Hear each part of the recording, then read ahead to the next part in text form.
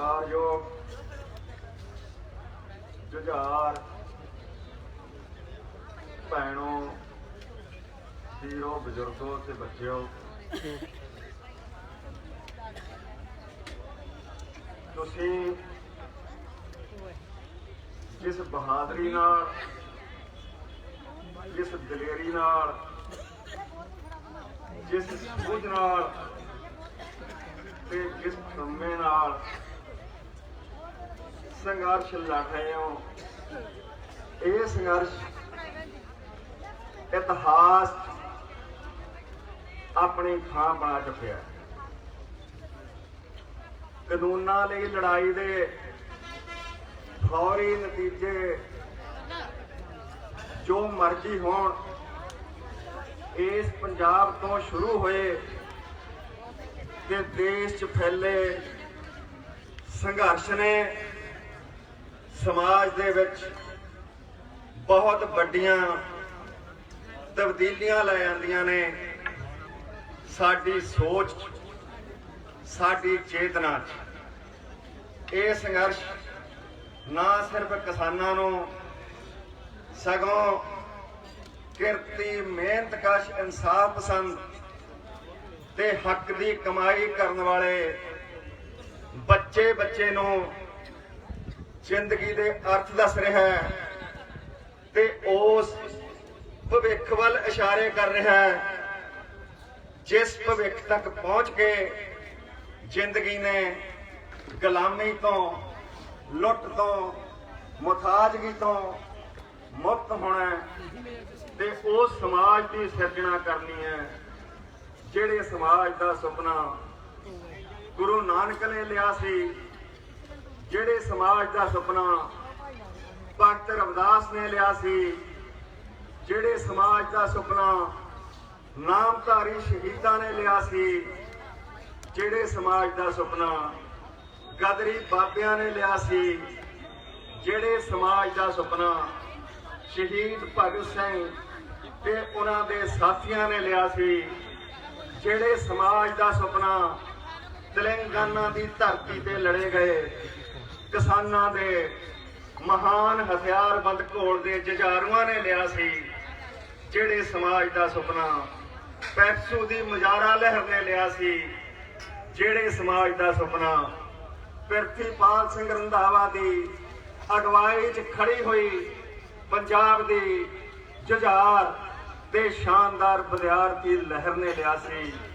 ते ਜਿਹੜੇ समाज का सुपना इस पंजाब की किसान लहर के काफले शामिल हजारां लखां जुझारू हर रोज जिहड़ा सुपना लै रहे ने। दोस्तों, लड़ाई लम्मी है, लड़ाई मुक्ति की लड़ाई है, कानूनां की लड़ाई उस मुक्ति की लड़ाई का एक छोटा हिस्सा है। लड़ाइयां इरादे नाल लड़ियां जांदियां ने, पर इस तो भी महत्वपूर्ण गल है लड़ाइयां सूझ नाल लड़ियां जांदियां ने। सानू पिछले तजर्बियां तो सबक सीखने पैंदे ने। जदों संघर्षां दे राह पैंदे आ, साडा पार्टियां नाल वाह पैंदा है, साडा हुकूमतां नाल वाह पैंदा है, साडा अफसरां नाल वाह पैंदा है, साडा पुलिस नाल वाह पैंदा है, साडा लोकां दे वख-वख तबकियां फिरकियां नाल वाह पैंदा है। कौन समाज वास्ते किन्ना क चंगा करन जोगा है, कौन है जिहदे नसीबां च माड़ा करने लिखिया होया है। ये गल्लां संघर्षां दे दौरान नितर जांदियां ने, हर किसी नूं साफ हो जांदियां ने। उस तजर्बे नूं अगले संघर्षां लई असीं लड़ बन के तुरना हुंदा है, पल्ले बन के तुरना हुंदा है। लोग रोज दिहाड़ी अपने आगूआं नूं परखदे ने, संघर्षां चों आगू जम्मदे ने, उभरदे ने, उस तो बाद आगूआं दीआं परखां हुंदियां ने। लम्मा चिर लड़ना पैंदा है, दम रख के लड़ना पैंदा है, अपने बचना ते अपनी सूझ ते अपनी लोकां नाल वफादारी ते खड़ना पैंदा है। और ये गल के आधार पे जे अज पंजाब की लहर वल देखते हैं, तुसीं लड़ रहे हो, तुसीं बहुत कुर्बानियां कीतियां ने, तुहाडे हत्थां 'च शहीदां दीयां लिस्टां ने, पर जदों तुहाडे आगूआं वल वेखदे आ मेरे याद आउंदा है भाई बतौर रेलवे लाइनां ते जाम लग्या होया सी। पुलिस आई, किसान आगूआं नूं हिरासत च लिया। सुखदेव सिंह कोकरी नूं हत्थां 'च फड़िया, ओहदी लत्त फड़ के ऐ लम्मी कीती। सिपाहियां ने लत्तां ते डांगा मारियां ते कोकरी दी लत्त तोड़ दित्ती गई। इस घटना नूं 1.5-2 दहाके हो चुके ने, पर सुखदेव कोकरी अज भी किसानां दीयां सफां च है, उस रस्ते ते डटिया होया है। जे कोई इन्हां आगूआं नूं इह कहना चाहुंदा है असीं तां नौजवान हां, तुसीं तां बुढ़े हो, थोड़ी जी जिन्हों कहते ने संभल के सोच समझ के किसी नूं गल करनी चाहिए है।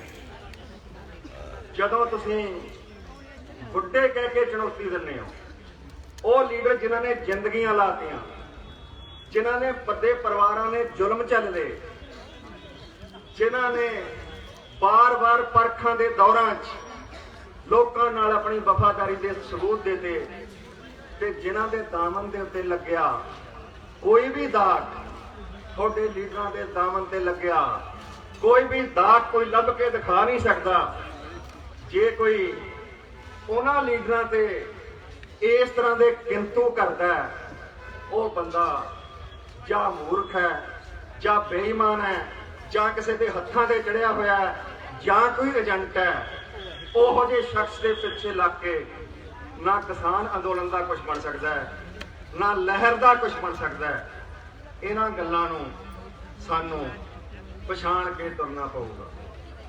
मैं हैरान हाँ, कई लोगों नूं बड़े शौक उठ रहे हैं मोदी जी बारे, सरकार बारे, उन्हां दी देश भगती बारे, जिहड़े अजकल हरेक नूं डौं उठदे ने ना। किसी नूं लगदा है मैं बहुत बड़ा देश भगत हाँ, किसी नूं डौं उठदा है मैं बहुत बड़ा धार्मिक हाँ, मेरे नाल दा धर्म नूं मन्नण वाला, मेरे नाल तां निशान साहब दा फिक्र करने वाला कोई होर है नहीं।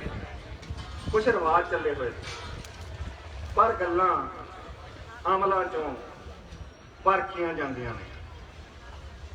सिमरनजीत सिंह जी मान ने इन्हां दिनां 'च बार बार ऐलान कीते ने।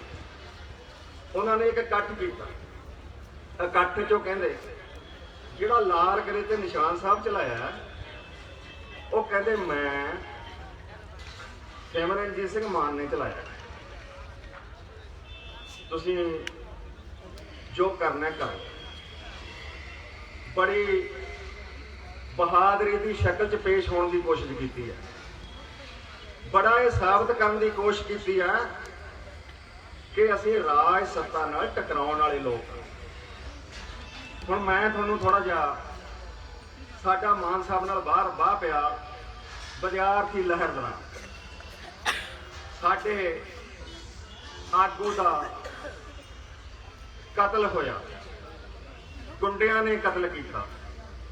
उन्हां गुंडियां नूं अकाली दल दे उदों MP सी निर्लेप कौर, MLA सी प्रहलाद सिंह, उन्होंने शह दी। भगौड़े हुए गुंडियां नूं संत बिरसा सिंह दे फार्म ते यूपी च रखिया गया। अंत नूं विद्यार्थियों के दवाहे वो गुंडे उस थां तों गिरफ्तार होए। अपने कतल हुए आगू दे कातलां नूं गिरफ्तार कराउण लई, केस की इनकुआयरी कराउण लई, दोषियों नूं सजावां दिवाउण लई पंजाब के विद्यार्थियों ने, पंजाब के नौजवानों ने लड़ाई वड्डी। उस लड़ाई का जवाब किवें मिलिया? पुलिस दीयां धाड़ां पिंडां च आईयां, खड़े हुए नरमिਆਂ के खेत वाहे गए, चुल्हे कंडोलियां ढाईयां गईयां। 60-70 साल दियां मावां, 15 साल दियां बच्चियां, बजुर्ग मुश्कां बन के थाणियां च लिजाए गए। ये वरतारा और विद्यार्थियों के उत्ते 307 दे इरादा कतल दे केस पाए गए। ये तांडव पंजाब की धरती के उत्ते वापरिया और उस वेले दे शायरां ने कवितावां लिखियां। दिलचस्प गल मैं कहना चाहना कि अज अंदोलनां की अगवाई दे दावा करने वालियां नूं अपने पिंडां दे इतिहास खोल के देख लेने चाहिए। मैं दसना चाहना कि जिन्हां पिंडां ते कहर वापरिया उन्हां पिंडां च बहुत महत्वपूर्ण पिंड सी सिधाना। शायरां ने कवितावां लिखियां। ਜਿਹੜੀ होई पिंड सिधाने ਉਹਨੂੰ बच्चा बच्चा जाने ਗੱਭਰੂ बाल ਨਿਆਣੇ बन बिठाए थाणियां च बुढ़े मापे भुखे अते तिहाए खाणियां च फड़ के कतल केस विच कुड़ियां धू के 60 साल दियां बुढ़ियां साडे दिली फेरदे छुरियां कहंदे बदले लैणे ने काह तो ਉਹ ਅਣਖੀ ਯੋਧਿਆਂ ਦੀਆਂ ਮਾਵਾਂ ਭੈਣਾਂ ਨੇ ਮਹਿਲਾਂ ਸਿਵੀਆਂ ਤੇ ਗਿਲਪੱਤੀ ਬਚਣਾ ਅੱਤ ਬੜੀ ਸੀ ਚੱਕੀ। ਆਹੀ ਤੁਹਾਡੇ ਕਿਸਾਨੀ ਦੇ ਪਿੰਡ ਇਹ ਕੁਛ ਉਹਨਾਂ ਦਿਨਾਂ 'ਚ ਵਾਪਰਿਆ। ਪੰਜਾਬ ਦੀ ਧਰਤੀ ਤੇ ਇੱਕ ਨਾਰਾ ਗੁੰਜਿਆ। ਉਹ ਨਾਰਾ ਸੀ ਸੱਥ 'ਚ ਕੁੱਟੀਆਂ ਮਾਵਾਂ ਭੈਣਾਂ ਬੁੱਚੜੋ ਸ਼ਬਦ ਬੁੱਚੜੋ ਕਰਜ਼ ਚੁਕਾਉਣਾ ਪੈਣਾ। ਸਾਨੂੰ ਪੰਜਾਬ ਦੇ ਲੋਕਾਂ ਨੇ ਪੰਜਾਬ ਦੇ ਵਿਦਿਆਰਥੀਆਂ ਨੇ ਕਿਹੜੇ ਬੁੱਚੜ ਕੌਣ ਨੇ ਸਾਡਾ ਜਵਾਬ ਹੁੰਦਾ ਸੀ ਇਹ ਬੁੱਚੜ ਤਿੰਨ ਨੇ। ਇੱਕ ਬੁੱਚੜ ਹੈ ਪ੍ਰਕਾਸ਼ ਸਿੰਘ ਬਾਦਲ, ਦੂਜਾ ਬੁੱਚੜ ਹੈ ਪੰਜਾਬ ਪੁਲਿਸ ਦਾ ਆਈਜੀ ਭਗਵਾਨ ਸਿੰਘ ਦਾਨੇਵਾਲੀਆ, ਤੀਜਾ ਬੁੱਚੜ ਹੈ ਫਰੀਦਕੋਟ ਦਾ ਐਸਐਸਪੀ ਸਿਮਰਨਜੀਤ ਸਿੰਘ ਮਾਨ ਸਾਹਿਬ ਨੇ ਸਪੈਸ਼ਲ ਸਕਾਡ ਬਣਾਇਆ। ਇਹਨਾਂ ਨੌਜਵਾਨਾਂ ਨੂੰ ਕਿਡਨੈਪ ਕਰ ਲਓ, ਇਹਨਾਂ ਨੂੰ ਜਿੱਥੇ ਮਰਜ਼ੀ ਖਪਾ ਦਿਓ। ਬਹੁਤ ਵੱਡੇ ਜਨਤਕ ਪ੍ਰੈਸ਼ਰ ਤੋਂ ਬਾਅਦ ਅਸੀਂ ਮਾਨ ਦੇ ਕਬਜ਼ੇ ਚੋਂ ਉਹਨਾਂ ਨੌਜਵਾਨਾਂ ਨੂੰ ਰਿਹਾ ਕਰਵਾਇਆ। ਠੀਕ ਹੈ, ਕੁਰਸੀ ਦੀਆਂ ਲਾਲਸਾਵਾਂ ਹੁੰਦੀਆਂ ਨੇ, ਉਹ ਲਾਲਸਾਵਾਂ ਚੋਂ ਕਿਸੇ ਦੂਜੇ ਵੇਲੇ ਕੋਈ ਦੂਜੇ ਨਾਟਕ ਕਰਨ ਲੱਗ ਪੈਂਦਾ ਹੈ, ਪਰ ਜਾਬਰਾਂ ਦਾ ਇਤਿਹਾਸ ਇਸ ਤਰ੍ਹਾਂ ਲੁਕਦਾ ਨਹੀਂ। ਗੱਲ ਮੈਂ ਤੁਹਾਨੂੰ ਇਸ ਤੋਂ ਅਗਲੀ ਵੀ ਦੱਸਣੀ, ਇਹ ਗੱਲਾਂ ਜੇ ਥੋੜੀਆਂ ਨੇ। ਵਿਦਿਆਰਥੀ ਰੜਕਦੇ ਕਿਉਂ ਸੀ, ਨੌਜਵਾਨ ਰੜਕਦੇ ਕਿਉਂ ਸੀ? ਇਸ ਕਰਕੇ ਕਿ ਉਹ ਹਰ ਥਾਂ ਤੇ ਇਨਸਾਫ ਲਈ ਆਵਾਜ਼ ਉੱਚੀ ਕਰਦੇ ਸੀ। 1970-71 ਦੇ ਸਮਿਆਂ 'ਚ ਪੰਜਾਬ ਦੀ ਧਰਤੀ ਤੇ ਕਿੰਨੇ ਨੌਜਵਾਨਾਂ ਨੂੰ ਪੁਲਿਸ ਕਤਲ ਕੀਤਾ ਗਿਆ, ਐਲਾਨ ਕੀਤੇ ਗਏ, ਉਹ ਝੂਠੇ ਪੁਲਿਸ ਮੁਕਾਬਲਿਆਂ 'ਚ ਮਾਰੇ ਗਏ। ਉਹਨਾਂ ਝੂਠੇ ਪੁਲਿਸ ਮੁਕਾਬਲਿਆਂ ਦਾ ਇਤਿਹਾਸ ਗਵਾਹ ਹੈ। 69-70 ਤੋਂ ਲੈ ਕੇ 83-84-85 ਤੱਕ ਨਾ ਕੋਈ ਕਾਂਗਰਸੀ, ਨਾ ਕੋਈ ਜਨਸੰਘੀ, ਨਾ ਕੋਈ ਅਕਾਲੀ, ਨਾ ਕੋਈ ਸੋਸ਼ਲਿਸਟ, ਨਾ ਬਾਦਲ, ਨਾ ਟੌੜਾ, ਨਾ ਤਲਵੰਡੀ, ਨਾ ਲੌਂਗੋਵਾਲ, ਨਾ ਮਾਨ। 1984 ਤੱਕ ਜਦੋਂ ਮੁੜ ਕੇ ਖਾਲਿਸਤਾਨੀ ਲਹਿਰ ਸ਼ੁਰੂ ਹੋਈ ਹੈ, ਕਿਸੇ ਇੱਕ ਦੇ ਮੂੰਹੋਂ ਇੱਕ ਵਾਰੀ ਨਿਕਲਿਆ ਸ਼ਬਦ ਸੁਣਾਓ ਵੀ ਉਹਨਾਂ ਝੂਠੇ ਪੁਲਿਸ ਮੁਕਾਬਲਿਆਂ ਦੀ ਪੜਤਾਲ ਹੋਣੀ ਚਾਹੀਦੀ। ਇਹ ਪੜਤਾਲ ਦੀ ਆਵਾਜ਼ ਉੱਚੀ ਕੀਤੀ ਪੰਜਾਬ ਦੇ ਵਿਦਿਆਰਥੀਆਂ ਨੇ, ਪੰਜਾਬ ਦੇ ਨੌਜਵਾਨਾਂ ਨੇ। 1977 'ਚ ਇਸ ਗੱਲ ਨੂੰ ਪਾਸੇ ਛੱਡ ਕੇ ਕਿਸੇ ਦਾ ਪ੍ਰੋਗਰਾਮ ਕੀ ਸੀ, ਕਿਸੇ ਦਾ ਵਿਚਾਰ ਕੀ ਸੀ, ਕੋਈ ਕੀ ਕਰਨਾ ਚਾਹੁੰਦਾ ਸੀ, ਜਿਹਨੂੰ ਵੀ ਹਿਰਾਸਤ 'ਚ ਲੈ ਕੇ ਪੁਲਿਸ ਮੁਕਾਬਲੇ 'ਚ ਮਾਰਿਆ ਗਿਆ ਹੈ, ਉਹਦੀ ਜਾਂਚ ਹੋਣੀ ਚਾਹੀਦੀ ਹੈ। ਇਹਦੇ ਤੇ ਮੁਹਿੰਮਾਂ ਚੱਲੀਆਂ ਪੰਜਾਬ ਦੀ ਧਰਤੀ ਤੇ ਉਹਨਾਂ ਮੁਹਿੰਮਾਂ ਦੇ ਦੌਰਾਨ ਹੀ ਅਸੀਂ ਮੁਹਿੰਮਾਂ ਚਲਾ ਰਹੇ ਸੀ। ਪਹਿਲੇ ਪੁਲਿਸ ਮੁਕਾਬਲਿਆਂ ਦੀ ਜਾਂਚ ਕਰਾਓ। ਮਾਨ ਸਾਹਿਬ ਐਸਐਸਪੀ ਸੀ, ਬਾਦਲ ਸਾਹਿਬ ਮੁੱਖ ਮੰਤਰੀ। ਸਰਾਏ ਨਾਗਾ 'ਚ ਹਰਚਰਨ ਸਿੰਘ ਜੀ ਬਰਾੜ ਜਿਹੜੇ ਪੰਜਾਬ ਦੇ ਮੁੱਖ ਮੰਤਰੀ ਰਹੇ ਨੇ, ਬਰਾੜ ਸਾਹਿਬ ਦੇ ਕੁੱਤੇ ਨੇ ਪਿੰਡ 'ਚ ਨਿਹੰਗ ਆਏ ਹੋਏ ਸੀ। ਰਾਏ ਨਾਗਾ 'ਚ ਨਿਹੰਗ ਸੀਗੇ, ਉਹਨਾਂ ਦੇ ਬਾਂਦਰ ਨੂੰ ਵੱਢਿਆ ਬਰਾੜ ਸਾਹਿਬ ਦੇ ਕੁੱਤੇ ਨੂੰ। ਨਿਹੰਗਾਂ ਨੇ ਕੁੱਤਾ ਮਾਰ, ਉਹਨਾਂ ਨਿਹੰਗਾਂ ਨੂੰ ਕੁੱਤਾ ਮਾਰ ਦੇਣ ਦੀ ਇਸ ਘਟਨਾ ਤੇ ਹੁਣ ਤੁਸੀਂ ਇਹ ਦੇਖੋ, ਹਾਕਮਾਂ ਦਾ, ਵੱਡੀਆਂ ਜਾਇਦਾਦਾਂ ਵਾਲਿਆਂ ਦਾ, ਕੁਰਸੀਆਂ ਤੇ ਬੈਠਿਆਂ ਦਾ ਗੁੱਸਾ ਕਿਹਾ ਜਾ ਹੁੰਦਾ ਹੈ। ਕੁੱਤਾ ਮਾਰਦਾ ਸੀ, 10,000 ਦਾ, 20,000 ਦਾ ਹੋ, ਲੱਖ ਦਾ ਹੋ, 2 ਲੱਖ ਦਾ ਹੋ, ਸੀ ਤਾਂ ਕੁੱਤਾ ਹੀ ਨਾ। ਉਸ ਗੱਲ ਦੇ ਬਦਲੇ ਸਰਾਏ ਨਾਗਾ ਦੇ ਗੁਰਦੁਆਰੇ ਚੋਂ ਹਜ਼ਾਰਾਂ ਲੋਕਾਂ ਦੀਆਂ ਨਜ਼ਰਾਂ ਦੇ ਸਾਹਮਣੇ 4 ਨਿਹੰਗ ਸਿੰਘਾਂ ਨੂੰ ਗ੍ਰਿਫਤਾਰ ਕੀਤਾ ਗਿਆ ਹਿਰਾਸਤ 'ਚ ਲੈ ਕੇ। ਤੇ ਸਾਰੇ ਪੰਜਾਬ ਨੇ ਖਬਰਾਂ ਸੁਣੀਆਂ ਕਿ ਉਹ 4 ਨਿਹੰਗ ਸੀ ਜਿਹੜੇ ਉਹ ਪੁਲਿਸ ਮੁਕਾਬਲੇ 'ਚ ਮਾਰ ਦਿੱਤੇ ਗਏ। ਅਸੀਂ ਨਾ ਤਾਂ ਅਸੀਂ ਨਿਹੰਗ ਸੀਗੇ, ਨਾ ਸਾਡਾ ਇਸ ਗੱਲ ਨਾਲ ਕੋਈ, ਉਹਨਾਂ ਦੇ ਇਹਨਾਂ ਮਾਮਲਿਆਂ ਨਾਲ ਕੋਈ ਤਲਕ ਸੀ, ਪਰ ਅਸੀਂ ਪ੍ਰਿਥੀਪਾਲ ਰੰਧਾਵਾ ਨੇ, ਸਾਡੇ ਨਾਲ ਦੇ ਸਾਥੀਆਂ ਨੇ ਇਹ ਕਿਹਾ ਇਹ ਬੇਇਨਸਾਫੀ ਹੈ, ਇਹ ਅਨਰਥ ਹੈ, ਇਹ ਜਮਹੂਰੀ ਹੱਕਾਂ ਦਾ ਘਾਣ ਹੈ, ਇਹਦਾ ਵਿਰੋਧ ਕੀਤਾ ਜਾਣਾ ਚਾਹੀਦਾ ਹੈ। ਇਹੋ ਜਿਹੇ ਬਹੁਤ ਸਾਰੇ ਮਸਲਿਆਂ ਤੇ ਇਨਸਾਫ ਦੀ ਆਵਾਜ਼ ਉਠਾਉਣ ਕਰਕੇ ਸਾਡਾ ਆਗੂ ਇਹਨਾਂ ਦੀਆਂ ਨਜ਼ਰਾਂ 'ਚ ਰੱਖਿਆ ਤੇ ਉਹਨੂੰ ਸ਼ਹੀਦ ਕਰਵਾਇਆ ਗਿਆ। ਸੋ ਦੋਸਤੋ, ਜਦੋਂ ਅੱਜ ਕੋਈ ਦਾਅਵੇ ਕਰਦਾ ਜਾਂ ਕੋਈ ਗੱਲ ਕਰਦਾ ਹੈ, ਪਹਿਲੇ ਇਤਿਹਾਸ ਨੂੰ ਲੋਕ ਲੜੇ ਨੇ, ਲੋਕਾਂ ਨੇ ਬਹੁਤ ਕੁਝ ਝੱਲਿਆ। ਜੇ ਆਪਾਂ ਉਹਨਾਂ ਗੱਲਾਂ ਤੋਂ ਨਹੀਂ ਸਿੱਖਾਂਗੇ ਤਾਂ ਆਪਣੇ ਨਾਲ ਫੇਰਾ ਫੇਰੀਆਂ ਹੁੰਦੀਆਂ ਰਹਿਣਗੀਆਂ। ਪੰਜਾਬ ਦੀ ਵਿਦਿਆਰਥੀ ਦਰ ਨੇ ਬਹੁਤ ਕੁਝ ਮਤਲਬ ਹੰਡਾਇਆ ਤੇ ਦੇਖਿਆ। ਸਾਡੇ ਵੇਲੇ ਦਾ ਸਭ ਤੋਂ ਥੋੜਾ ਜਿਹਾ ਪਹਿਲਾਂ ਦਾ ਇਤਿਹਾਸ ਦੇਖੋ। ਵਿਦਿਆਰਥੀ ਲਹਿਰ ਸ਼੍ਰੋਮਣੀ ਪ੍ਰਬੰਧਕ ਕਮੇਟੀ ਦਾ ਕਾਲੀ ਸੀਗਾ, ਫਤਿਹਗੜ੍ਹ ਸਾਹਿਬ ਦਾ ਕਾਲੀ ਸੀਗਾ, ਟੌੜਾ ਸਾਹਿਬ ਪ੍ਰਧਾਨ ਸੀ। ਵਿਦਿਆਰਥੀਆਂ ਦੀਆਂ ਮੰਗਾਂ ਸੀ, ਗੱਲ ਸੁਣੀ ਨਹੀਂ ਸੀ ਜਾਂਦੀ। ਉਹਨਾਂ ਨੇ ਮੁਜ਼ਾਹਰਾ ਕੀਤਾ, ਐਸਐਸਪੀ ਲਾਠੀ ਚਾਰਜ ਕਰ ਸੀ, ਟੌੜਾ ਸਾਹਿਬ ਨੇ ਡਾਂਗ ਐਸਐਸਪੀ ਤੋਂ ਖੁਦ ਫੜ ਲਈ ਲਾਠੀ ਚਾਰਜ ਕਰਨ ਵਾਸਤੇ। ਵਿਦਿਆਰਥੀ ਕਰੋਚ ਆਏ, ਮਗਰ ਪਏ ਔਰ ਪਿੱਛੇ ਟਾਇਲਟਸ ਬਣੀਆਂ ਹੋਈਆਂ ਸੀ।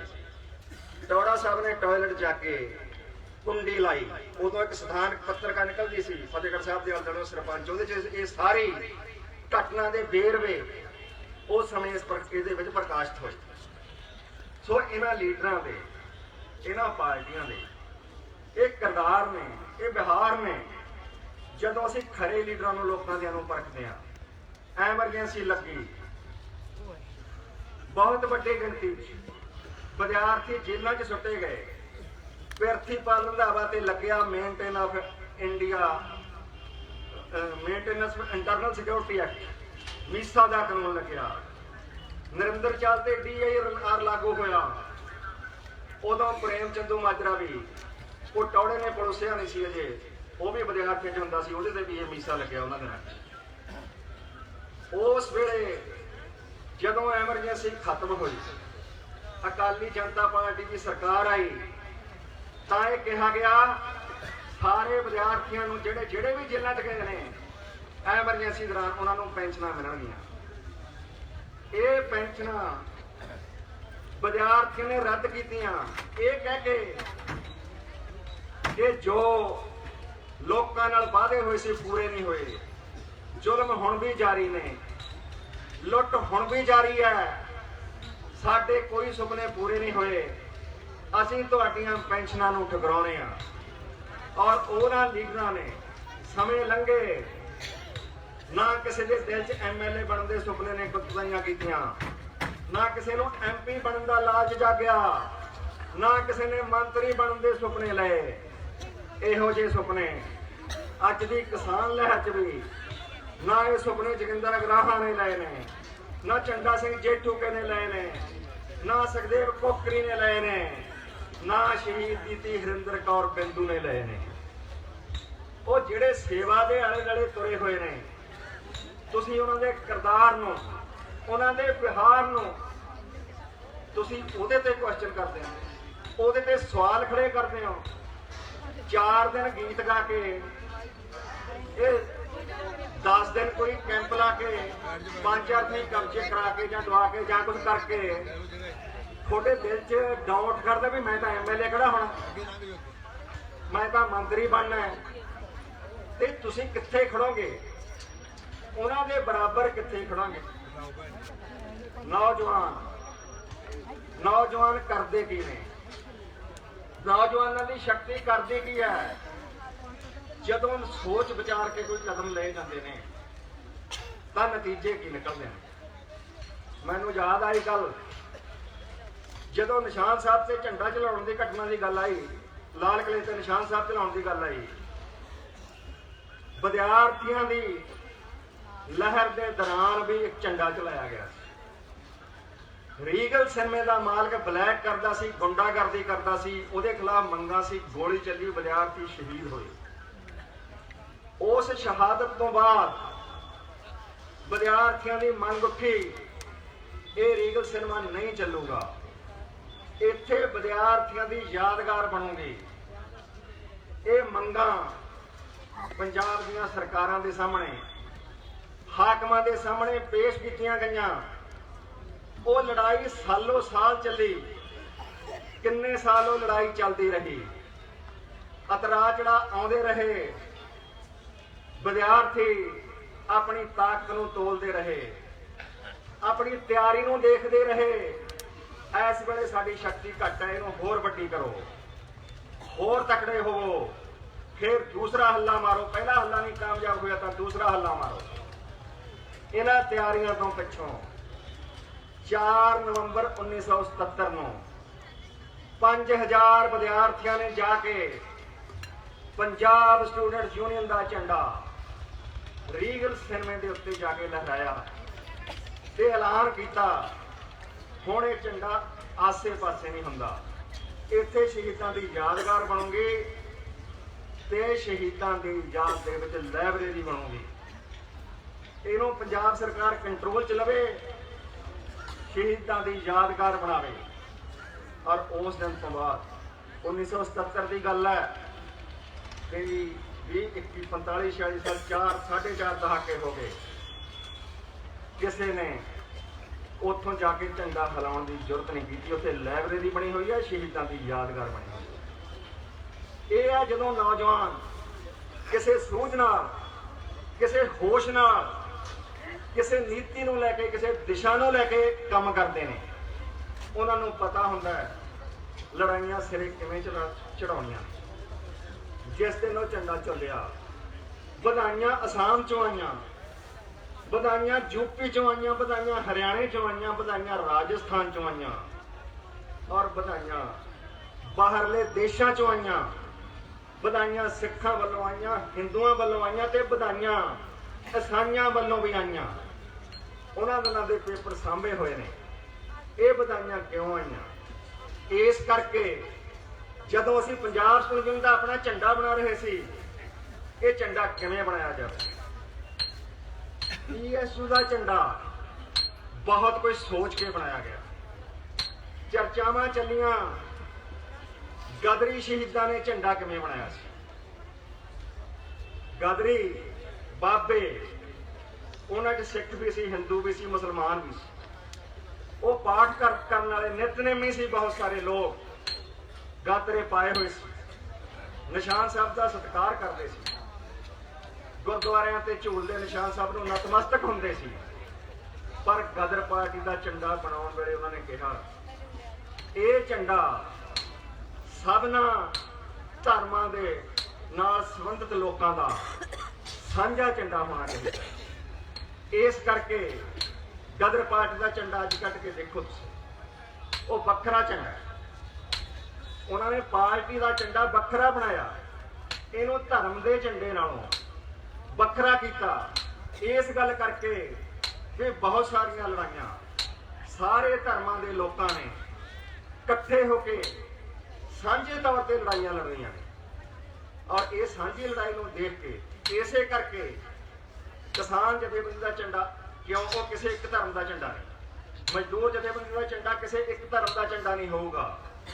तुसीं इस तो अगे भी देख लो, ये गल ऐसी स्थापित हो चुकी है, जिहड़ा बहुत ही पुराने जमाने दीयां गल्लां सोचदा है, ओहदी अकल च आवे ना आवे, नहीं सब नूं अकल चाही हुई है।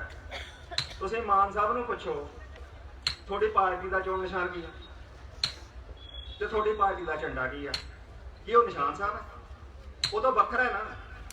ਇਹਦਾ ਮਤਲਬ ਪਾਰਟੀਆਂ ਦੇ ਝੰਡੇ, ਪਾਰਟੀਆਂ ਦੇ ਨਿਸ਼ਾਨ ਧਰਮਾਂ ਦੇ ਝੰਡਿਆਂ, ਧਰਮਾਂ ਦੇ ਨਿਸ਼ਾਨਾਂ ਨਾਲੋਂ ਵੱਖਰੇ ਹੁੰਦੇ ਨੇ। ਜਿਹਦੇ ਗੱਲ ਇਹ ਪੱਲੇ ਨਹੀਂ ਪੈਂਦੀ ਭਰਾਵੋ, ਜਾਂ ਤਾਂ ਦਿਮਾਗ ਖਾਲੀ ਆ ਜਾਂ ਨੀਤ ਮਾੜੀ ਹੈ। ਇਹ ਗੱਲਾਂ ਇਸ ਤੋਂ ਬਿਨਾਂ ਨਹੀਂ ਵਾਪਰ ਸਕਦੀਆਂ। ਹੁਣ ਅੱਜ ਗੱਲਾਂ ਚੱਲ ਰਹੀਆਂ ਨੇ ਬਾਹਰ ਤੋਂ, ਗੱਲਾਂ ਡੂੰਘੀਆਂ ਨੇ। ਜੇ ਇਹ ਸਮਝਣਾ ਹੈ ਇਹ ਗੱਲਾਂ ਕਿਉਂ ਹੋ ਰਹੀਆਂ ਨੇ, ਥੋੜਾ ਜਿਹਾ ਬਜਟ ਜਦੋਂ ਪੇਸ਼ ਹੁੰਦੇ ਨੇ ਪਾਰਲੀਮੈਂਟ 'ਚ ਉਹਨਾਂ ਵੱਲ ਧਿਆਨ ਦਿਓ। ਵਿਦੇਸ਼ੀ ਹੁਣ ਵੀ ਮੁਲਕ ਨੂੰ ਚੂੰਡਣ ਨੂੰ ਫਿਰਦੇ ਨੇ। ਅੰਗਰੇਜ਼ ਚਲੇ ਗਏ ਪਰ ਬਹੁਤ ਕੁਝ ਕਾਨੂੰਨ, ਆਪਣੇ ਬਹੁਤੇ ਕਾਨੂੰਨ ਇੱਥੇ ਹੀ ਛੱਡ ਗਏ। ਬਹੁਤ ਸਾਰੇ ਵਿਦੇਸ਼ੀ ਆਪਣੀ ਪੂੰਜੀ ਲੱਗੀ ਹੋਈ ਇੱਥੇ ਹੀ ਛੱਡ ਗਏ। ਉਹਦਾ ਹੀ ਬਹੁਤ ਵੱਡਾ ਮਣਾ ਮੋਹੀ ਜਿਹੜਾ ਧਨ ਹੈ ਉਹ ਰੋਜ਼ ਸਾਡੇ ਮੁਲਕ ਚੋਂ ਵਿਦੇਸ਼ਾਂ ਨੂੰ ਜਾਂਦਾ ਹੈ। ਨਵੀਆਂ ਕੰਪਨੀਆਂ ਆ ਗਈਆਂ, ਹਿੰਦੁਸਤਾਨ ਲੀਵਰ ਹੈ, 85% ਹਿੱਸਾ ਪੱਤੀ ਅੰਗਰੇਜ਼ਾਂ ਦੀ ਹੈ। ਨੈਸਲੇ ਸਵੀਡਨ ਵਾਲਿਆਂ ਦੀ ਹੈ, ਬਾਲਮਾਰਟ ਹੈ, ਮੌਨਸੈਂਟੋ ਹੈ, ਕਾਰਗਿਲ ਹੈ। ਮੁਲਕ ਪੁਣਿਆ ਪਿਆ ਹੈ ਔਰ ਉਹਨਾਂ ਨੂੰ ਸਸਤਾ ਕੱਚਾ ਮਾਲ ਇੱਥੋਂ ਦੇਣਾ ਹੈ। ਉਹਨਾਂ ਨੂੰ ਵਿਦੇਸ਼ੀ ਸਿੱਕਾ ਜਿੰਨਾ ਮਰਜ਼ੀ ਖਰਚ ਦੇਣ, ਪਹਿਲਾਂ ਆਪਣੇ ਮੁਲਕ ਚੋਂ ਚੀਜ਼ਾਂ ਮੰਗਾਉਂਦੇ ਨੇ। ਖਾਦ ਹੈ, ਰੂੜੀ ਦੀ ਖਾਦ, ਹਰੀ ਖਾਦ ਸਾਡੇ ਵਾਸਤੇ ਬਹੁਤ ਸੌਖੀ ਖਾਦ ਤਿਆਰ ਹੋ ਸਕਦੀ ਹੈ। ਬਹੁਤ ਸਾਦਾ ਤਰੀਕਿਆਂ ਨਾਲ ਖੇਤੀ ਨੂੰ ਖਾਦ ਮਿਲ ਸਕਦੀ ਹੈ। ਪਰ ਇਹ ਖਾਦ ਜਿਹੜੇ ਫਰਟੀਲਾਈਜ਼ਰ ਲੱਗੇ ਨੇ ਉੱਥੇ ਤਿਆਰ ਹੋਊਗੀ। ਸਾਦਾ ਖਾਦ ਤਿਆਰ ਨਹੀਂ ਕੀਤੀ ਜਾਊਗੀ। ਕਿਉਂ ਨਹੀਂ ਕੀਤੀ ਜਾਊਗੀ? ਨਾਫਥਾ ਇੱਕ ਪਦਾਰਥ ਹੈ, ਕੱਚੇ ਮਾਲ ਦੇ ਤੌਰ ਤੇ ਖਾਦ 'ਚ ਕੰਮ ਆਉਂਦਾ ਹੈ। ਉਹ ਬਾਹਰਲੇ ਮੁਲਕਾਂ ਤੋਂ ਮੰਗਾਇਆ ਜਾਂਦਾ ਹੈ। ਜਿਨ੍ਹਾਂ ਕੰਪਨੀਆਂ ਨੇ ਇੱਥੇ ਖਾਦ ਦੇ ਕਾਰਖਾਨੇ ਲਾਏ ਨੇ, ਪਹਿਲਾਂ ਤਾਂ ਉਹ ਆਪਣੇ ਹੀ ਕਾਰਖਾਨਿਆਂ ਤੋਂ ਵਿਦੇਸ਼ਾਂ ਚੋਂ ਮਹਿੰਗੇ ਭਾਅ ਕੱਚਾ ਮਾਲ ਮੰਗਾਉਂਦੇ ਨੇ। ਉਸ ਤੋਂ ਮਗਰੋਂ ਖਾਦ ਦੀਆਂ ਕੀਮਤਾਂ ਤੇ ਕਿਸਾਨਾਂ ਕੋਲੋਂ ਮੁਨਾਫੇ ਖੱਟਦੇ ਨੇ। ਅੱਜ ਦੇਸ਼ ਉਹਨਾਂ ਕੰਪਨੀਆਂ ਨੇ ਪੁਣਿਆ ਹੋਇਆ ਹੈ ਔਰ ਅੱਜ ਪੇਸ਼ਕਸ਼ਾਂ ਹੋ ਰਹੀਆਂ ਨੇ ਕਿ NRI ਇਸ ਮੁਲਕ ਦੇ ਬੰਦੇ ਜਿਹੜੇ ਵਿਦੇਸ਼ੀ ਵਸ ਕੇ, ਜਿਨ੍ਹਾਂ ਨੂੰ 50-50, 60-60, 70 ਸਾਲ ਹੋ ਗਏ, ਜਿਨ੍ਹਾਂ ਕੋਲ ਵੱਡੀਆਂ ਵੱਡੀਆਂ ਜਾਇਦਾਦਾਂ ਨੇ, ਉਹਨਾਂ ਨੂੰ ਇੱਥੇ ਸਰਮਾਇਆ ਲਾਉਣ ਵਾਸਤੇ, ਉਹਨਾਂ ਨੂੰ ਭਾਰਤ ਦੀ ਧਰਤੀ ਤੋਂ ਮੁਨਾਫੇ ਕਮਾਉਣ ਵਾਸਤੇ ਉਹ ਕਹਿ ਰਹੇ ਨੇ ਉਹਨਾਂ ਨੂੰ ਮੌਕੇ ਦਿਓ। ਕਈ ਲੋਕ ਇਹ ਮੌਕੇ ਪੰਜਾਬ 'ਚ ਲੈਣਾ ਚਾਹੁੰਦੇ ਨੇ। ਵੱਡੀਆਂ ਪ੍ਰਾਪਰਟੀਆਂ ਨੇ, ਬਾਹਰਲੇ ਮੁਲਕਾਂ ਦੀ ਧਰਤੀ ਤੇ ਪ੍ਰਾਪਰਟੀਆਂ ਨੇ, ਪੂੰਜੀ ਇੱਥੇ ਲਾਉਣੀ ਹੈ, ਪੰਜਾਬ 'ਚ ਲਾਉਣੀ ਹੈ। ਜਿਹੜੀ ਇਹ ਗੱਲ ਕਹਿੰਦੇ ਨੇ ਨਾ ਸਿੱਖਾਂ ਦੇ ਵਿਸ਼ੇਸ਼ ਅਧਿਕਾਰ, ਇਹ ਆਪਣੇ 1 ਕਿੱਲੇ ਵਾਲਾ ਗੁਰਮੁਖ ਸਿੰਘ ਜਾਂ 1.5 ਕਿੱਲੇ ਵਾਲਾ ਸਰਮੁਖ ਸਿੰਘ, ਇਹ ਉਹਦੇ ਅਧਿਕਾਰ ਦੀ ਗੱਲ ਨਹੀਂ ਹੋ ਰਹੀ। ਇਹ ਅਧਿਕਾਰ ਦੀ ਉਹਦੀ ਗੱਲ ਹੋ ਰਹੀ ਹੈ ਜਿਹਨੇ ਅਮਰੀਕਾ 'ਚ, ਕੈਨੇਡਾ 'ਚ ਕੰਪਨੀ ਬਣਾ ਕੇ ਪੰਜਾਬ 'ਚ ਇੱਥੇ ਪੂੰਜੀ ਲਾਉਣੀ ਆ। ਉਹ ਕਹਿੰਦਾ ਜੇ ਸਿੱਖਾਂ ਵਾਲਾ ਸੂਬਾ ਹੋਊਗਾ ਨਾ, ਸਿੱਖ ਦੇ ਨਾਂ ਤੇ ਮੈਂ ਹਿੰਦੂ ਨੂੰ ਮਾਰੂ ਪਾਸੇ ਤੇ ਮੇਰਾ ਕਾਰੋਬਾਰ ਚੱਲੂਗਾ। ਇਸ ਧਰਤੀ ਦੀ ਕਿਰਤ ਨੂੰ ਲੁੱਟਣ ਵਾਲੇ ਲਾਲਚੀ ਨੇ, ਉਹਨੂੰ ਤੁਸੀਂ ਖਾਲਿਸਤਾਨ ਦਾ ਨਾਮ ਦੇ ਦਿਓ, ਉਹਨੂੰ ਸ਼ਬਦ ਕੋਈ ਵਰਤ ਲਓ, ਸ਼ਬਦਾਂ ਦੇ ਆਪਣੇ ਆਪ 'ਚ ਮਾਨੇ ਨਹੀਂ ਹੁੰਦੇ। ਮਾਨੇ ਇਸ ਗੱਲ ਦੇ ਹੁੰਦੇ ਨੇ ਕਿ ਉਸ ਨਾਂ ਨੂੰ ਕੌਣ ਵਰਤ ਰਿਹਾ ਹੈ, ਕਿਹੜੀ ਨੀਤ ਨਾਲ ਵਰਤ ਰਿਹਾ ਹੈ। ਇਸ ਗੱਲ ਦੀ ਪਛਾਣ ਕਰਨ ਦਾ ਮਹੱਤਵ ਹੁੰਦਾ ਹੈ। ਇਸ ਕਰਕੇ ਦੋਸਤੋ, ਮਲਕ ਭਾਗਵਾਨ ਨੂੰ ਪਛਾਣੋ ਜਿਹੜੇ ਕਿਸਾਨ ਲਹਿਰ 'ਚ ਦਖਲ ਅੰਦਾਜ਼ੀਆਂ ਕਰਨ ਦੀਆਂ ਕੋਸ਼ਿਸ਼ਾਂ ਕਰਦੇ ਨੇ। ਆਪਣੇ ਰਾਹਾਂ ਤੇ ਡਟੇ ਰਹੋ। ਇਹਨੂੰ ਇੱਕ ਧਰਮ ਨਿਰਪੱਖ ਅੰਦੋਲਨ ਦੇ ਤੌਰ ਤੇ ਹਰਿਆਣੇ ਦੇ ਕਿਸਾਨ ਨੂੰ ਵੀ ਕਿਸਾਨ ਸਮਝੋ, ਯੂਪੀ ਦੇ ਕਿਸਾਨ ਨੂੰ ਵੀ ਕਿਸਾਨ ਸਮਝੋ, ਰਾਜਸਥਾਨ ਦੇ ਕਿਸਾਨ ਨੂੰ ਵੀ ਕਿਸਾਨ ਸਮਝੋ, ਸਿੱਖ ਨੂੰ, ਹਿੰਦੂ ਨੂੰ, ਮੁਸਲਮਾਨ ਨੂੰ, ਹਰ ਕਿਸੇ ਨੂੰ ਕਿਸਾਨ ਸਮਝੋ ਤੇ ਆਪਣੇ ਸਾਥੀ ਸਮਝੋ ਮਜ਼ਦੂਰਾਂ ਨੂੰ, ਆਪਣੇ ਸਾਥੀ ਸਮਝੋ ਛੋਟੇ ਵਪਾਰੀਆਂ ਨੂੰ, ਆਪਣੇ ਸਾਥੀ ਸਮਝੋ ਇਸ ਧਰਤੀ ਦੇ ਇਨਸਾਫ ਪਸੰਦ ਲੋਕਾਂ ਨੂੰ, ਇਹਨਾਂ ਨੂੰ ਨਾਲ ਲੈ ਕੇ ਲੜਾਈ ਦੇ ਰਸਤੇ ਤੇ ਅੱਗੇ ਵਧੋ। ਘੋਲ ਬਾਰੇ ਫੈਸਲੇ ਤੁਹਾਡੇ ਲੀਡਰਾਂ ਨੇ ਕਰਨੇ ਨੇ, ਕਿਸਾਨਾਂ ਦੀਆਂ ਜਥੇਬੰਦੀਆਂ ਨੇ ਕਰਨੇ ਨੇ। ਕੋਈ ਮਤਭੇਦ ਨੇ, ਉਹਨਾਂ ਨੇ ਆਪਸ 'ਚ ਮਿਲ ਬੈਠ ਕੇ ਜਿਵੇਂ ਵੀ ਹੱਲ ਕਰਨੇ ਨੇ, ਇਹ ਉਹਨਾਂ ਦਾ ਕੰਮ ਹੈ ਜਾਂ ਉਹਨਾਂ ਦੇ ਜਥੇਬੰਦੀਆਂ ਦੇ ਵਰਕਰਾਂ ਦਾ ਕੰਮ ਹੈ ਆਪਣੇ ਲੀਡਰਾਂ ਨੂੰ ਸੁਝਾਅ ਦੇਣੇ ਤੇ ਉਹਨਾਂ ਨੂੰ ਕਹਿਣਾ ਵੀ ਸਾਡੇ ਹਿੱਤ 'ਚ ਆਹ ਗੱਲ ਹੈ। ਉਹਨਾਂ ਦੀ ਗੱਲ ਸੁਣਨੀ, ਆਪਣੀ ਗੱਲ ਉਹਨਾਂ ਨੂੰ ਕਹਿਣੀ, ਕਿਸੇ ਨਿਰਣੇ ਦੇ ਉੱਤੇ ਪਹੁੰਚਣਾ।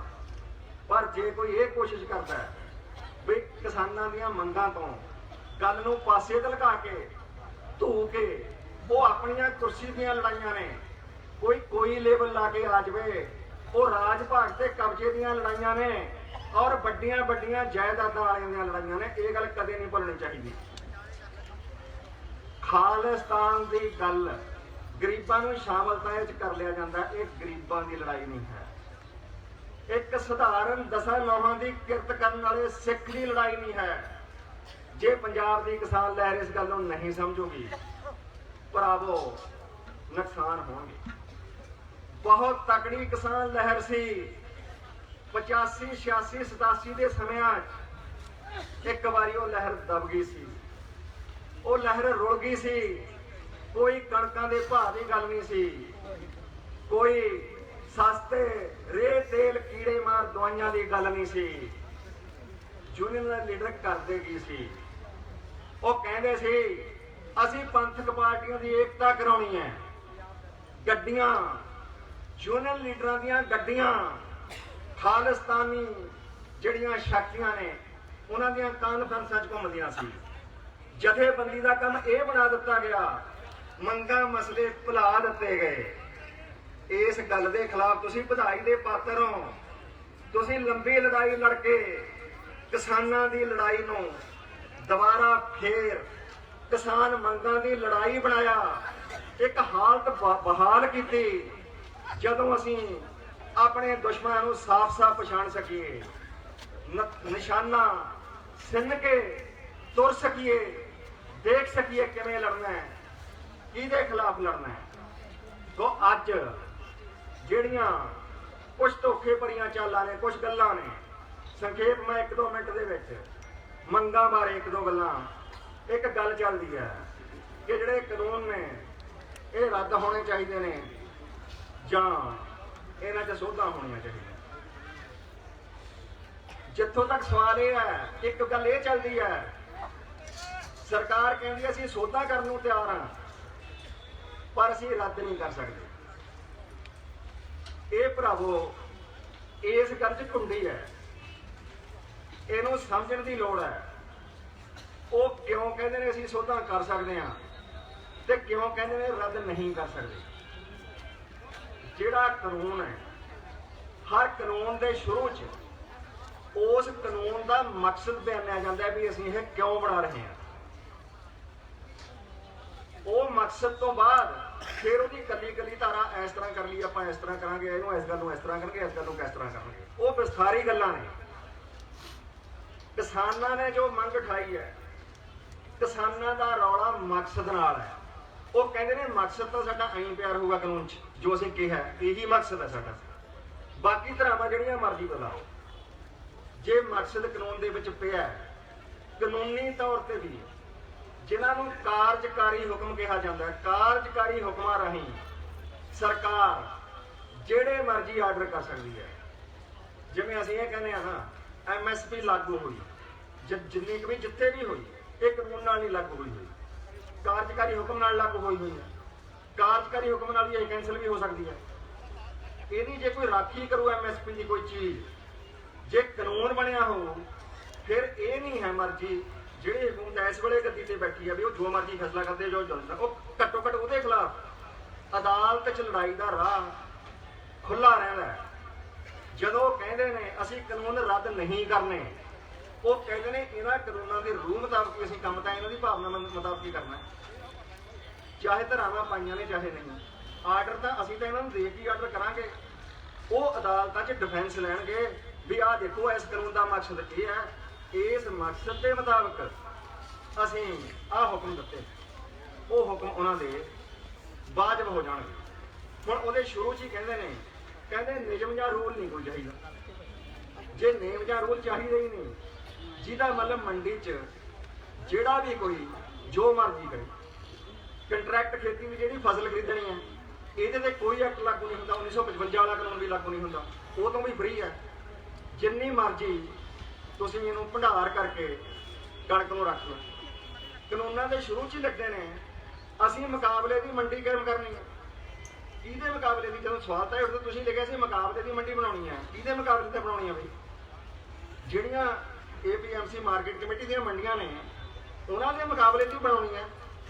ਜੇ ਤੁਸੀਂ ਬਣਾਏ ਲਈ ਉਹ ਬਣਾਈ ਹੋਈ ਨੂੰ ਕਹਿੰਦੇ ਨੇ ਇਹਨੂੰ ਇਹੀ ਜੀ ਬਣਾਓ, ਇਹੀ ਜੀ ਨਾ ਬਣਾਓ। ਇੱਕ ਮਕਾਨ ਹੈ ਬਣਾਉਣ ਦਾ ਤੁਸੀਂ ਫੈਸਲਾ ਕਰ ਲਿਆ, ਸਾਨੂੰ ਪੁੱਛ ਲਓ ਇੱਟ ਆਹ ਲਾ ਦਈਏ ਕਿ ਸ਼ੀਸ਼ਾ ਆਹ ਲਾ ਦਈਏ ਕਿ ਮਨ ਰੰਗ ਆਹ ਕਰ ਦਈਏ, ਇਹ 'ਚ ਸੋਧਾਂ ਕਰਾ ਲਓ ਵੀ ਪੀਲਾ ਨਹੀਂ ਲਾਲ ਰੰਗ ਕਰ ਲਓ, ਲਾਲ ਨਹੀਂ ਚਿੱਟਾ ਕਰ ਲਓ, ਗਾਜਰ ਨਹੀਂ ਕੜੀਆਂ ਪਾ ਲਓ। ਇਹ ਸੋਧਾਂ ਦਾ ਮਤਲਬ ਇਹ ਹੈ ਜਿਹੜੀ ਚੀਜ਼ ਅਸੀਂ ਕਹਿੰਦੇ ਆ ਵੀ ਹਾਨੀਕਾਰਕ ਹੈ, ਇੱਥੇ ਸਾਹਮਣੇ ਮਕਾਨ ਪੈ ਗਿਆ, ਇੱਥੇ ਡਾਕੂ ਆ ਕੇ ਬੈਠਣਗੇ, ਠਾਹਰ ਬਣੋਗੇ, ਨੁਕਸਾਨ ਹੋਊਗਾ। ਅਸੀਂ ਤਾਂ ਕਹਿੰਦੇ ਆ ਠਾਹਰ ਹੈ ਜਿਹੜੀ ਮਾੜੀਆਂ ਚੀਜ਼ਾਂ ਦੀ ਠਾਹਰ ਹੈ, ਇਸ ਠਾਹਰ ਨੂੰ ਖਤਮ ਕਰੋ। ਇਸ ਕਰਕੇ ਇਹ ਲੰਮੀ ਚੌੜੀ ਕੱਲੀਆਂ ਧਰਾਵਾਂ ਦੀ ਵੀ ਗੱਲ ਸੁਦੇ ਕਾਨੂੰਨ 'ਚ ਕਿਹਾ ਹੋਇਆ, ਕੀ ਕਿਹਾ ਹੋਇਆ ਕਾਨੂੰਨਾਂ 'ਚ। ਕਾਨੂੰਨਾਂ ਦੀ ਇਹਨੂੰ ਕਹਿੰਦੇ ਨੇ ਸਟੇਟਮੈਂਟ ਆਫ ਪਰਪਸ।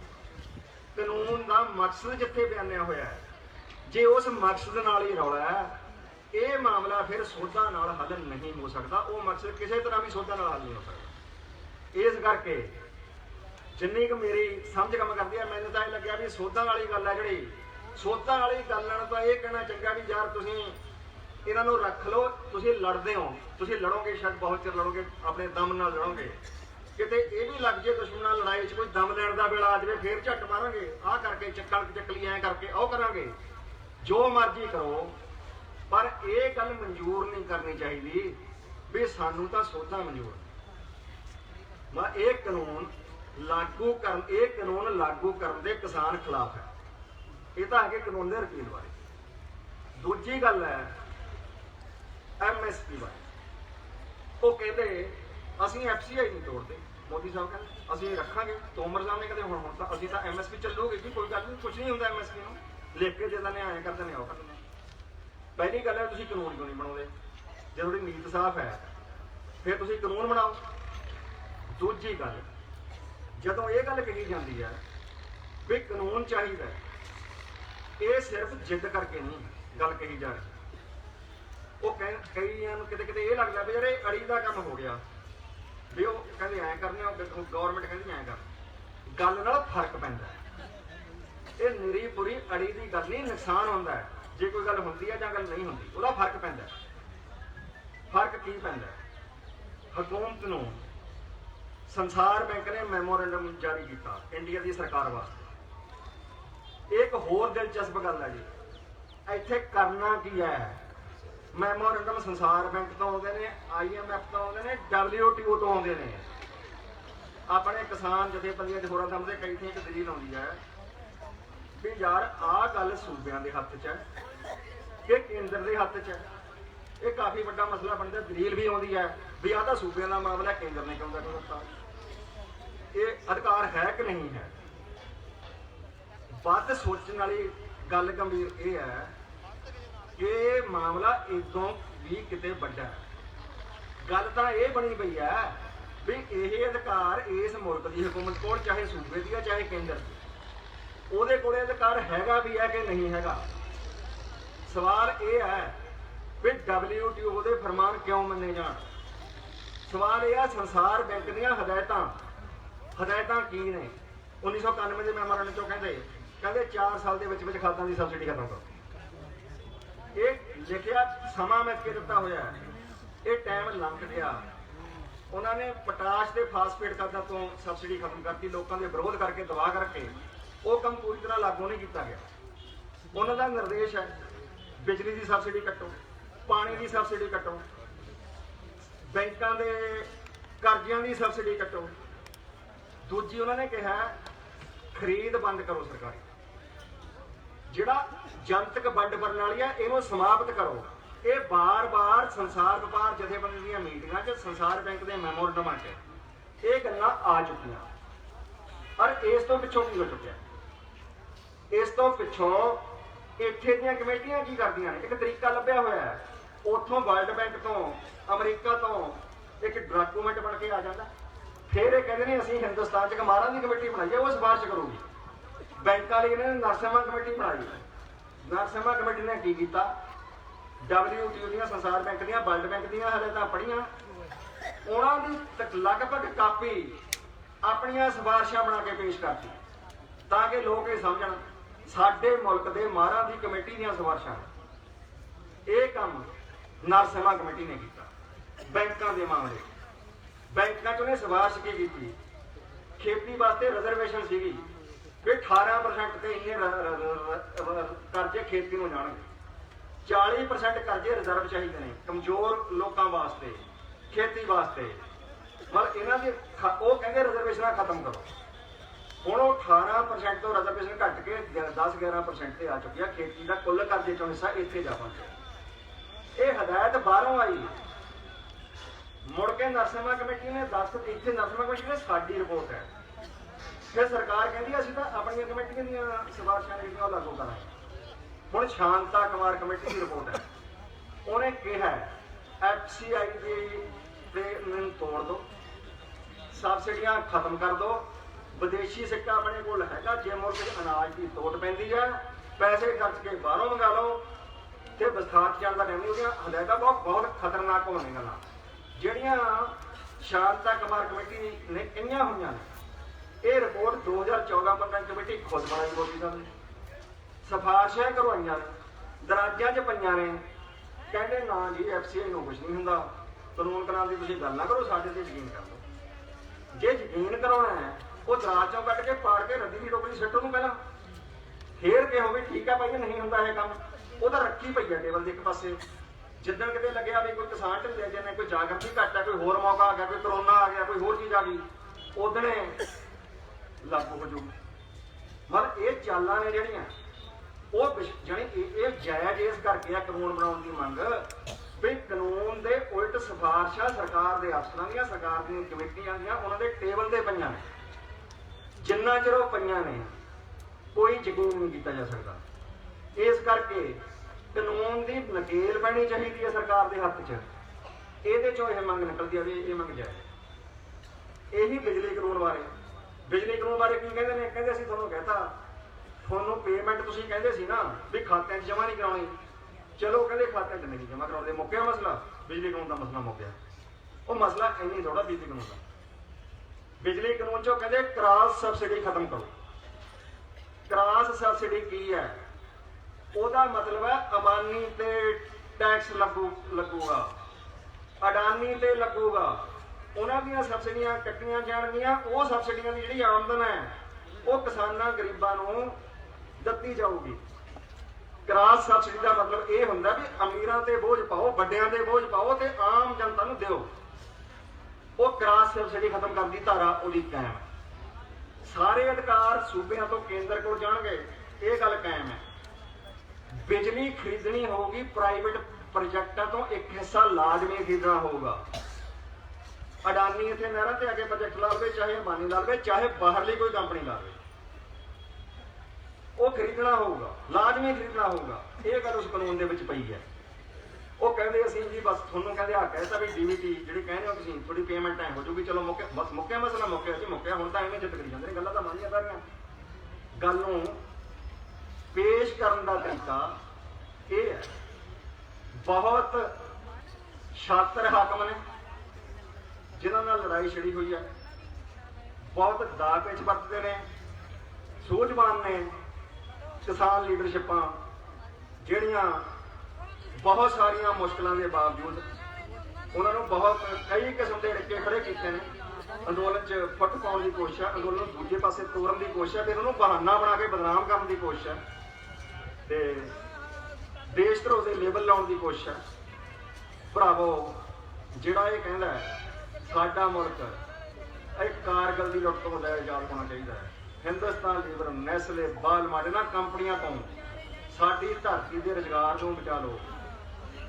ਸਾਡੇ 4 ਕਰੋੜ ਲੋਕਾਂ ਦਾ ਰੁਜ਼ਗਾਰ, ਜਿਹੜੀਆਂ ਵਿਦੇਸ਼ੀ ਵੱਡੀਆਂ ਕੰਪਨੀਆਂ ਆ ਰਹੀਆਂ ਨਾ ਵਪਾਰ 'ਚ, ਪਰਚੂਨ ਦੇ ਵਪਾਰ 'ਚ ਆ ਰਹੀਆਂ ਨੇ, 4 ਕਰੋੜ ਬੰਦੇ ਦਾ ਰੁਜ਼ਗਾਰ ਜਾਂਦਾ ਉਹਦੇ ਨਾਲ।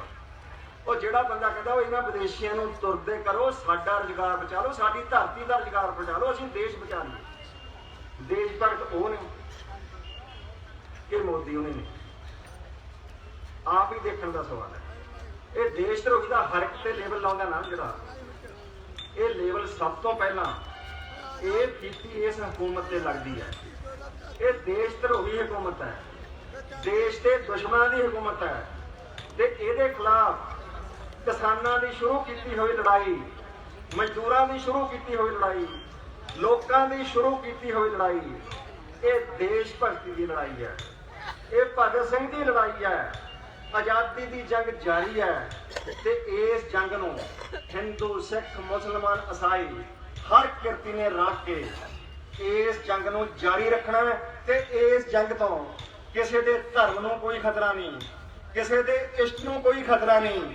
ਜੇ ਖਤਰਾ ਹੈ ਤਾਂ ਅਡਾਨੀਆਂ ਅਮਾਨੀਆਂ ਦੀ ਲੁੱਟ ਨੂੰ ਖਤਰਾ ਹੈ, ਵਿਦੇਸ਼ੀ ਕੰਪਨੀਆਂ ਦੀ ਸਾਮਰਾਜਿਆਂ ਦੀ ਲੁੱਟ ਨੂੰ ਖਤਰਾ ਹੈ, ਬਾਹਰਲਿਆਂ ਦੀ ਚੌਧਰ ਨੂੰ ਖਤਰਾ ਹੈ। ਸੋ ਆਜ਼ਾਦੀ ਦੀ ਭਾਵਨਾ ਨੂੰ ਬੁਲੰਦ ਕਰੋ, ਅੱਗੇ ਵਧੋ, ਡਟੇ ਰਹੋ।